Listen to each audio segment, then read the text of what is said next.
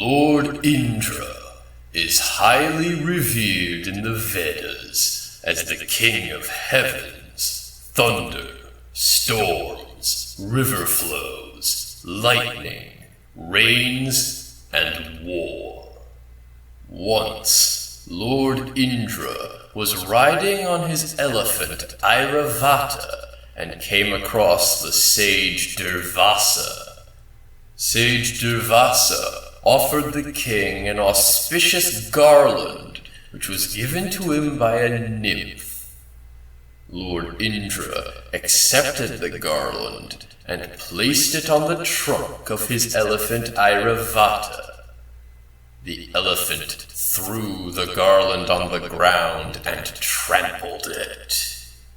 On witnessing this, Sage Durvasa was angered, as the garland was not an ordinary garland, but it was the abode of Sri, fortune and riches. Outraged with this act of pride, Sage Durvasa cursed Lord Indra and all the other gods that they would lose all their powers and would be bereft of all their energies, fortunes, and strength. Post this incident, the Devas, gods, lost all their powers and started losing all their battles to the Asuras, demons. Asura Bali won all the battles against the Devas and soon gained control over the entire universe. This created a tense situation amongst the Devas, and thus all the Devas went up to Lord Vishnu to resolve this issue.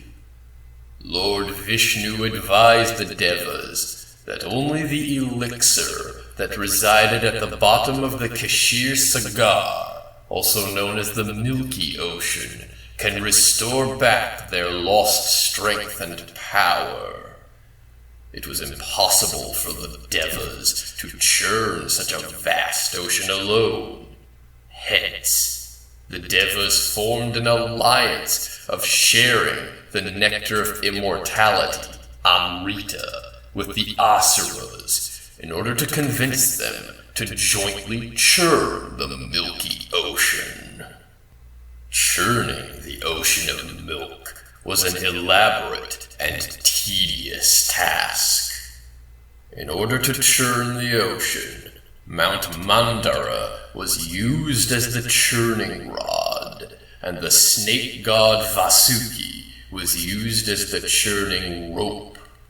The Asuras demanded to hold the head of the snake, while the Devas agreed to hold the snake's tail. Mount Mandara began to sink when it was placed in the ocean. After learning this, Lord Vishnu took the form of Kurma, the turtle, and took Mount Mandara on his back to offer support to the mountain, and so that the churning event could proceed with ease. The fumes that were emitted by the snake god Vasuki poisoned the Asuras, but despite this, the Asuras and the Devas pulled the snake back and forth, causing the mountain to rotate, which in turn churned the ocean. During the churning, many things came out of the ocean. 14 ratnas, gems, emerged from the ocean that were divided amongst the Devas and the Asuras. Some of these things comprised of the wish-granting cow named Kamadhenu, which was given to the sages by Lord Vishnu.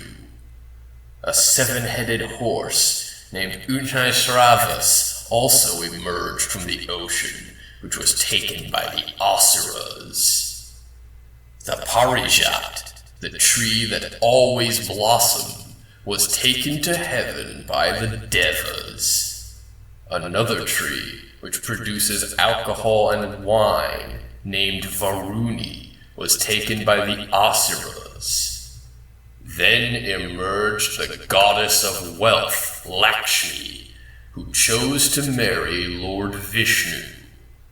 Also Chandra, the moon, emerged from the churning of the ocean, which was adorned by Lord Shiva the Destroyer, and finally Dhanvantari, the divine physician, emerged, holding a pot of Amrita. Looking at the pot of Amrita, Devas and Asuras both began to fight. Vishnu's eagle, Garuda, took the pot and flew away.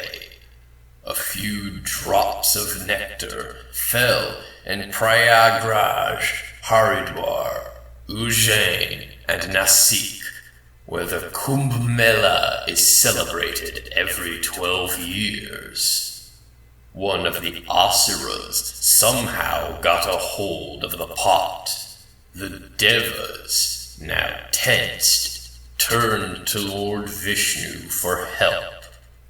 Lord Vishnu disguised himself as a beautiful woman named Mohini and distracted the Asuras and said that she would distribute the Amrita equally between the Devas and Asuras. Mohini started serving the Devas with Amrita first. There was a witty Asura named Rahu who disguised himself as a Deva and joined the line of the Devas in order to receive the Amrita. As soon as Rahu drank some Amrita, the sun god Surya and the moon god Chandra noticed that Rahu was disguised as a Deva, and they immediately informed the same to Mohini, who quickly beheaded the Asura with Sudarshan Chakra before the nectar could pass the Asura's throat. But the Asura had already consumed a few drops of the Amrita, which made his body, cut in 2 parts, immortal. From that day onwards, the head of the Asura was called Rahu, and his body was called Ketu. By the time the rest of the Asuras realized that the beautiful maiden Mohini was actually Lord Vishnu, the Amrita had been distributed to the Devas. The rejuvenated Devas were able to defeat the Asuras in battle and regained their glory. One of the many things that emerged from the churning of the ocean of milk was the lethal poison known as Halahala. The poison was so dreadful that it could destroy the entirety of creation. Fearing this, the gods approached Lord Shiva the Destroyer to save the worlds from being destroyed. Lord Shiva decided to consume the poison. As soon as he drank the Halahala, his consort goddess Parvati placed her hands on Lord Shiva's throat in order to prevent the poison from spreading in Shiva's body. Shiva's throat turned blue, and from then onwards he was known as Nilakantha, the blue-throated one.